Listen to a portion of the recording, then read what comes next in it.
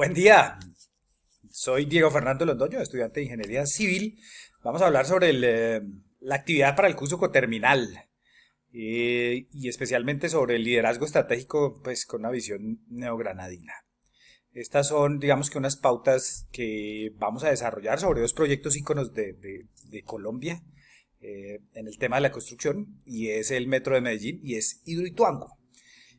Dos proyectos completamente diferentes, con casos completamente diferentes, con impactos diferentes, y los cuales pues presentaron algunas dificultades para su ejecución y algunos tienen unos elementos para resaltar y otros que son base de analizar para no volver a ejecutarlos o a presentarlos en la elaboración de un proyecto.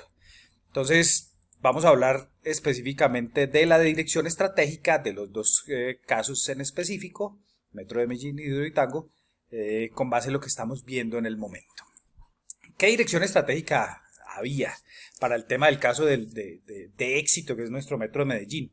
¿Y cómo se identificaron y priorizaron las metas estratégicas del proyecto? Pues básicamente lo que se hizo fue, digamos que una participación en donde estuvo, digamos que la organización municipal, el alcalde, el gobierno local, gobiernos nacionales, en donde trataron de definir la visión, unos objetivos claros del proyecto, evaluaron impactos, traslados de gente, demolición de construcciones, cuáles eran las metas relacionadas que tenían para ver si era sostenible o no era sostenible el proyecto.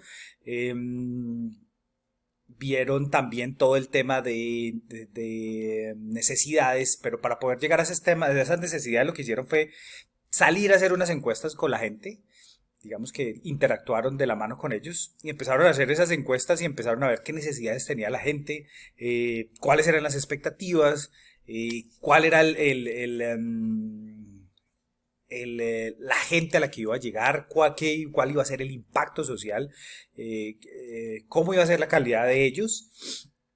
Y con todo esto, pues lo que único que estaban haciendo era tratando de ver si había una aceptación por parte de la sociedad en cuanto a esta evolución de este proyecto y elaboración del mismo. Entonces, eso empezaron a averiguarlo con estas, identificando y priorizando las metas estratégicas. ¿Qué decisiones estratégicas importantes se tomaron en la relación con el proyecto y se consideraron diferentes escenarios y alternativas antes de tomar estratégicas críticas? Por supuesto, ese proyecto fue demasiado planeado. Entonces, tuvieron una elección de la tecnología para el transporte, digamos que definieron exactamente qué era lo que querían, digamos, y cuál era la necesidad con esas encuestas que venían haciendo. Eh, Averiguaron que era un tranvía, un monorriel, un metro ligero, bueno, y de allí salió lo que está actualmente. Consideraron la financiación del proyecto, que era, digamos que las cosas más importantes para no tener retrasos, para no tener problemas con clientes, con el impacto social, con el entorno social.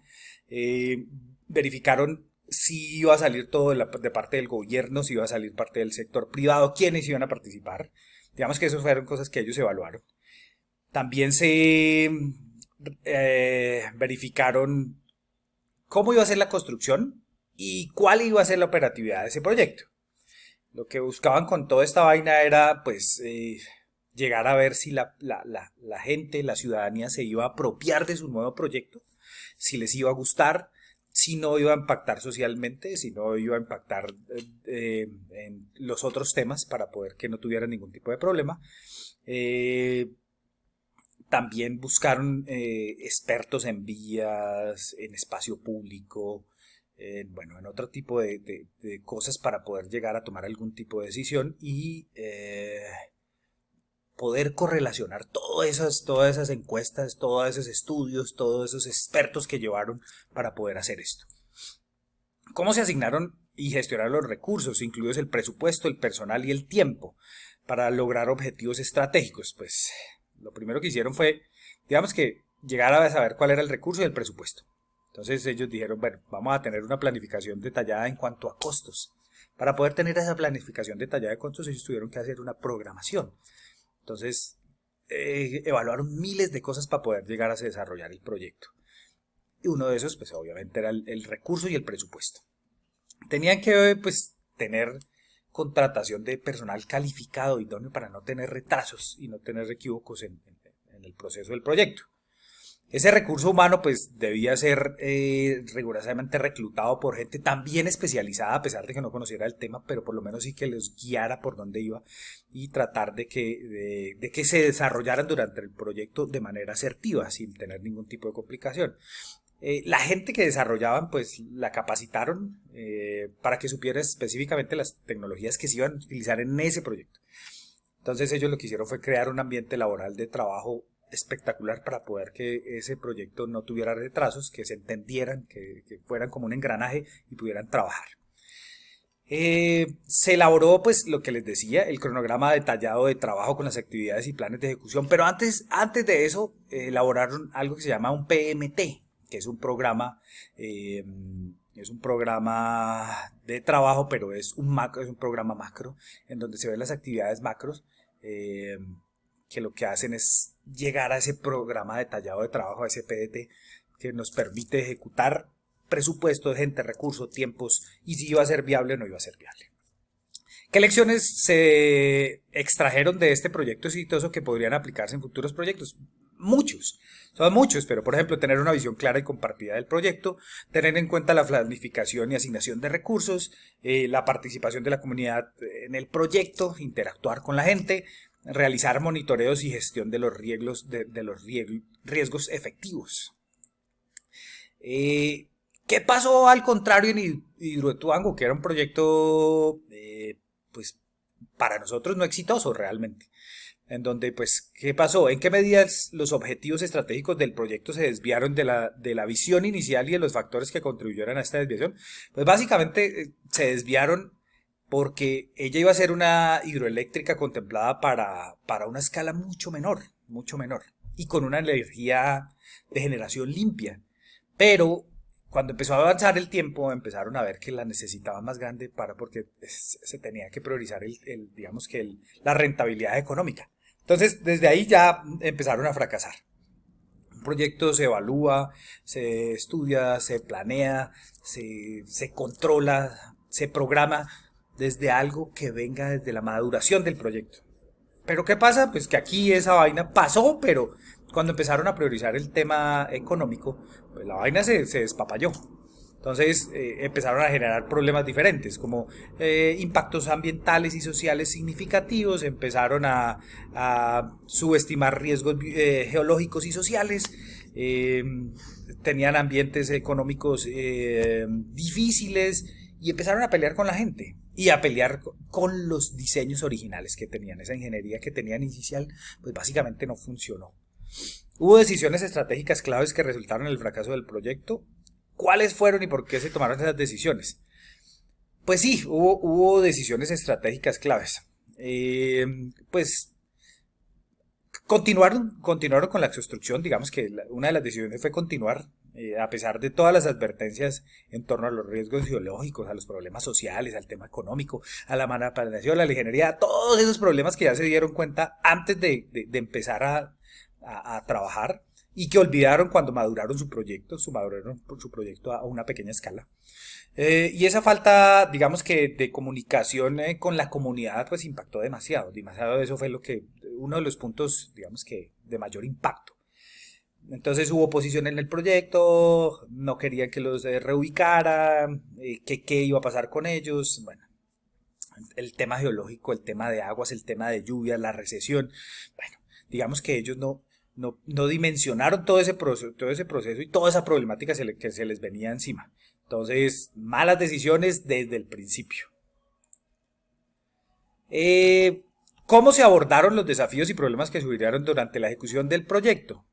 Y si se tomaron medidas para adoptar esa estrategia. Claro que se tomaron medidas para adoptar pues todas esas estrategias, malas estrategias, pero se adoptaron porque finalmente tenían que continuar con el proyecto. Entonces estos desafíos que surgieron, que trataron fue de mitigarlos, o de mitigar su impacto social y ambiental, pero pues básicamente no fueron suficientes para prevenir todos esos daños causados a la gente, al ambiente, a la parte social, a la parte económica.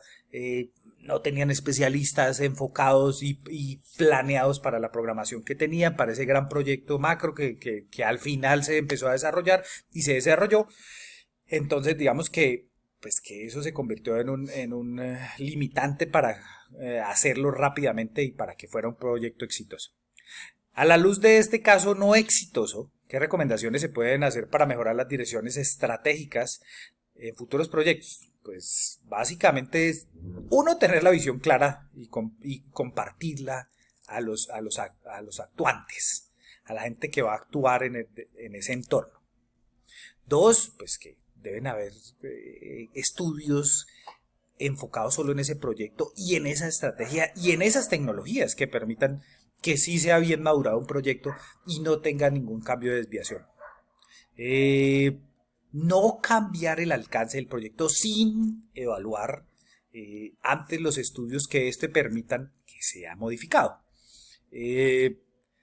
Digamos que mantener una comunicación abierta y transparente con las partes interesadas, porque este proyecto finalmente, pues, ellos lo que empezaron a hacer fue a tratar de esconder las cosas, y la gente pues se daba cuenta por lo que estaban ejecutando y eso generó demasiados problemas.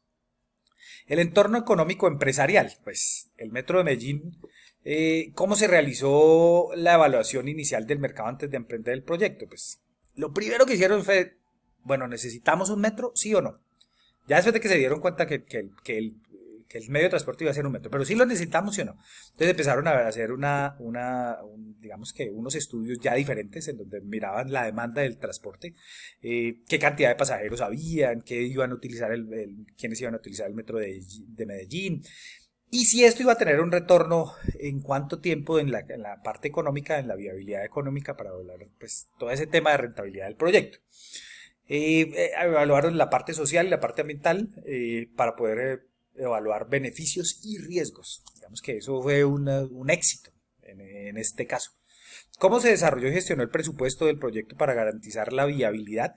Digamos que se hizo un plan financiero detallado, se buscaron fuentes de financiación, se hizo un control de seguimiento financiero, se hizo un proceso de gestión financiero. Y todo esto, pues lo que hacía era mitigar los posibles riesgos para que un proyecto no fuera exitoso. Realmente fue muy bien planeado este proyecto. ¿Cómo se identificaron y evaluaron los riesgos económicos asociados al proyecto? Pues se hicieron análisis de riesgos de financiación, de sobrecostos, de demanda de transporte que sea menor al esperado. Se evaluaron las políticas gubernamentales que, digamos, que pudieran afectar dicho proyecto. ¿Qué métodos se utilizaron para medir el retorno de la inversión y beneficios económicos del proyecto?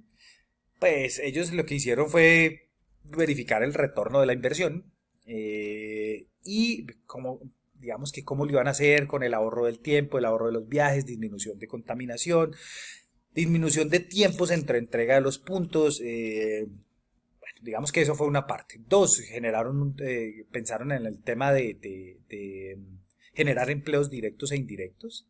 Y esto aumentó pues el valor de la propiedad en las zonas aledañas. Digamos que ellos evaluaron hasta eso, o sea, qué iba a pasar si esto iba a beneficiar o no iba a beneficiar a los interactuantes. En cambio en Hidroituango, ¿cuál fue qué pasó? ¿Se subestimaron o pasaron por alto factores económicos planificando el proyecto? Claro, lo que estábamos hablando, se pasaron en cuenta todos los que no se planearon en la maduración del proyecto. Dentro de ellos los factores geológicos, que digamos que nadie puede controlarlos. De alguna manera. No pensaron en la reubicación de la gente. Otro problema. Y pues eso afectó el ecosistema. Tampoco pensaron en el tema de que entre más se demoraran, pues obviamente iba a haber más sobrecostos en el tema materiales. Y pues el diseño inicial pues nunca tuvo en cuenta el entorno y todas las dificultades que se les iba a presentar. Entonces, esto no fue bien concebido. ¿Cuáles fueron las principales razones detrás de las desviaciones significativas en el entorno de los costos y el presupuesto del proyecto? Pues, básicamente condiciones geológicas, retrasos en su ejecución, inflación que tenía el peso colombiano, digamos que la comparación entre peso contra dólar, y teníamos muchas cosas importadas, maquinarias específicas que nosotros no teníamos acá. Ingenieros también tenían que venir a apoyarnos en el precomisionamiento. Bueno, básicamente no logré terminar el video en los 15 minutos, pero voy a continuar para no dejar la explicación a medias, porque para mí son dos proyectos bastante representativos en Colombia en el tema de construcciones y obras mega proyectos colombianos que tienen algunas cosas que nos pueden servir. Entonces, pues, ¿qué lecciones se pueden extraer de este caso no exitoso? Pues que básicamente que nosotros debemos hacer un análisis exhaustivo en donde tenemos que verificar todo el tema de riesgos potenciales al momento de nosotros hacer una planificación. Tenemos que ver el tema del dólar, fluctuaciones de moneda, el impacto social, la gente, geológicos. Digamos que todo ese tipo de cosas hay que evaluarlos durante la maduración del proyecto para poder que no tengamos ningún tipo de problemas.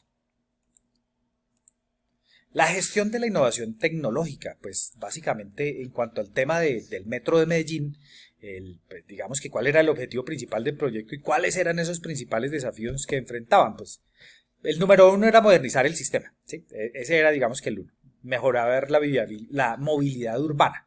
Pero para esa vaina pues tenían que tener en cuenta disminuir la contaminación del aire, ver el impacto social, ver el impacto vehicular, la congestión vehicular si la iban a mejorar, si esto iba a ser sostenible o no, y tenían que ver si era suficiente la financiación, tenían que agradarle a la comunidad. Digamos que tuvieron en cuenta todos los aspectos para poder que fuera un caso exitoso. ¿Qué y cómo se seleccionaron las tecnologías específicas? Pues ellos lo que hicieron fue, digamos que utilizar los transportes, investigar los sistemas de transporte ferroviario convencional, los trenes modernos, la señalización, el tema del control de tráfico, infraestructura, túneles, estaciones, viaductos, bueno, todo lo que tenía que ver con eso y tratar de involucrarlo e introducirlo dentro de nuestro proyecto o dentro del proyecto del Metro de Medellín. Verificaron las tecnologías disponibles que teníamos aquí, qué debían hacer, cómo debían fusionarlas, si teníamos que traer especialistas o no, revisar el tema económico y cuánto costaba hacer eso. Digamos que tuvieron en cuenta todo ese tipo de cosas, la gente, si iban a valorizarse lo que estuviera cerca al metro, cómo, qué iba a pasar. Bien. ¿Cómo se gestionaron los riesgos y desafíos asociados a la adopción de nuevas tecnologías? Pues digamos que esos riesgos en torno a la tecnología, pues digamos que los evaluaron, ya que pues podían no funcionar, digamos que como en todo, podía funcionar o no podía funcionar, podían verse obsoletas rápidamente o no. Entonces digamos que eso lo tuvieron en cuenta, lo evaluaron inicialmente a 20 años y empezaron a ver qué podía pasar más allá. Sabemos que funciona actualmente, que está contemplado excelentemente, que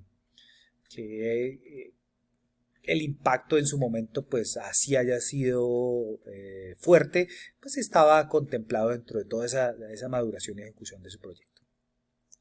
¿Qué beneficios se obtuvieron a través de la aplicación de esta tecnología? Pues eficiencia y productividad de los tiempos de espera, mejoraron el tráfico, mejoraron la seguridad, mejoraron la confiabilidad en el sistema del transporte público, hubo una reducción de accidentes, ofrecieron un mejor sistema para los usuarios, redujeron el impacto ambiental, bueno, digamos que fueron muchos. En Hidroituango, ¿cuál fue el objetivo original del proyecto? Pues lo original era la construcción de una hidroeléctrica en el río Cauca, que aumentara la generación de energía con el uso de energías renovables, pero como ellos subestimaron el tema de riesgos geológicos y todos los riesgos y sus impactos que tenían, y fuera de eso el más grande que era cambiar su ingeniería, pues digamos que el proyecto original o el objetivo original se fue perdiendo, y cuando empezaron a planificar el tema del dinero, pues esa vaina se enredó. Una mala planificación, se realizaron cambios de diseño, bueno, todo ese tipo de cosas afectaron. Hubo decisiones que resultaron contraproducentes en relación con la gestión de la innovación y tecnología del proyecto. Claro. Decisiones de construir una presa en un terreno geológicamente inestable.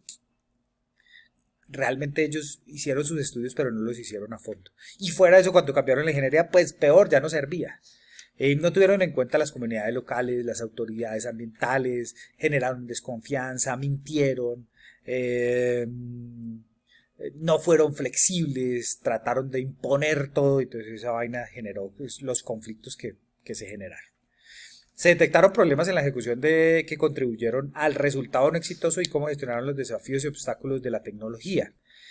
Pues se registraron inundaciones, se registraron faltas de planes de contingencia, problemas técnicos, disputas legales, problemas políticos. Entonces ya en el momento que se volvió económico, parte digamos que la priorización era la parte económica, pues se enredó todo. Las tecnologías, pues obviamente que teníamos no eran las existentes en su momento, pues no eran las adecuadas, tuvieron que hacer investigaciones, digamos que paralelas, tratando de desarrollar sobre la marcha los problemas que generaron pues sobrecostos y problemas de todo tipo. ¿Qué se podía haber hecho de manera diferente para mejorar en términos de gestión de innovación de tecnologías, las perspectivas de éxito? ¿Y cuáles eran las perspectivas de éxito? Pues lo más importante era un estudio de viabilidad del proyecto, con todo lo que hemos hablado anteriormente. Verificar tiempos, climas, condiciones geológicas, geográficas, gente, bueno, todo ese tipo de cosas. Implementación de un sistema de gestión de riesgo diferente al que ellos manejaron, mucho más robusto, identificando pues, riesgos realmente potenciales para la magnitud del proyecto. Debieron investigar, vincularse con la gente, vincularse con las universidades, con los expertos, los que conocían el sector. Nunca pasó esa vaina. Entonces, digamos que la implementación de un plan de gestión de tecnología para la capacitación de personal y mantenimiento de equipos se dio posterior a todos esos problemas que se presentaron. Negociación y manejo de conflictos. Digamos que para el tema del metro de Medellín, los principales intereses y objetivos de las partes involucradas fueron, pues obviamente el gobierno nacional, la alcaldía de Medellín, empresa del metro de Medellín y pues un sector privado que también fueron inversionistas. ¿Y qué era lo que buscaban todos? Pues el gobierno buscaba una mejor movilidad, evaluar el proyecto si nos iba a servir en alguna otra ciudad. Medellín buscaba era digamos que mejorar la calidad de vida, mejorar el entorno social, la seguridad. ¿Y qué buscaba la empresa del Metro de Medellín? Pues obviamente ser pioneros en el tema del metro eficiente y rentable, una tecnología nueva, renombre, bueno, muchas cosas. Y el sector privado, pues obviamente necesitaba invertir y retornar su dinero con sus ganancias esperadas o mayores. ¿Qué estrategias de negociación se utilizaron para abordar los diferentes intereses y llegar a los acuerdos? Pues la comunicación, diálogos abiertos entre las partes, construcción de confianza entre ellos, ver la calidad de los ingenieros, ver la calidad de los estudios, toda esa vaina, digamos que lo que hizo fue generar tranquilidad y ver que sí iban a haber unos beneficios de parte y parte. ¿Cuáles fueron los principales conflictos? Pues la oposición de los sectores de la comunidad, digamos que fue inicialmente muy difícil porque reubicar gente no es fácil, entonces no fue digamos que ni fácil ni fue viable inicialmente. La gente empezó a tomar confianza, dejaron ya de poner tanto problema, se unieron al proyecto, capacitaron a la gente, los involucraron en el proyecto, les contaron qué iba a hacer y que iban a tener beneficios también al moverse, trasladarse, que iban a tener otro tipo de cosas y digamos que eso calmó a la gente y generó confianza y sí, funcionó. Se implementaron procesos formales e informales para resolver los conflictos. Claro que sí, lo que les estoy diciendo, pues. Se usaron los dos, formales e informales. Entonces, primero iban a, digamos que, los formales, digamos que con los entes correspondientes, y los informales era eso, traer la gente, capacitarlos, vincularles, darles charlas, para poder que se generara ese tipo de confianza. ¿Cuáles fueron los resultados de las negociaciones? Digamos que las negociaciones, pues lo que permitían era que no existieran esos paros en los proyectos, ni dejaran avanzar ni madurar el proyecto, ni ejecutar el proyecto. Entonces, finalmente el proyecto iba avanzando, no se habían retrasos, no había pérdida de dinero, no había pérdida de tiempo, de mano de obra, de nada. Finalmente todo se iba haciendo sobre la marcha como lo habían planeado, involucrando a todos los entes. Se establecieron acuerdos claros y duraderos. Sí se establecieron acuerdos claros y duraderos en temas laborales, en temas de contratación directa e indirecta, bueno, en muchas cosas. Digamos que se hicieron juntas, se definieron acuerdos ambientales, digamos que todo eso se tuvo en cuenta para minimizar el impacto. En Hidroituango, los problemas y desafíos de la negociación, pues digamos que esas presiones políticas y económicas externas pues influyeron en todo el proyecto, dañaron el proyecto, pues, limitaron la capacidad de alcanzar acuerdos justos y sostenibles con la gente.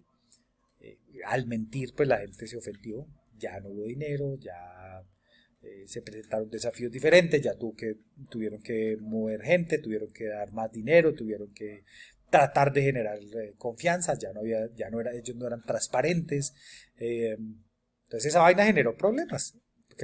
Paros, no los dejaban trabajar, no los dejaban trabajar, no los dejaban trabajar. Y esa pérdida de tiempo genera pérdida en mano de obra, en horas hombre, en dinero, en maquinaria. Entonces esa vaina, las pérdidas eran monstruosas.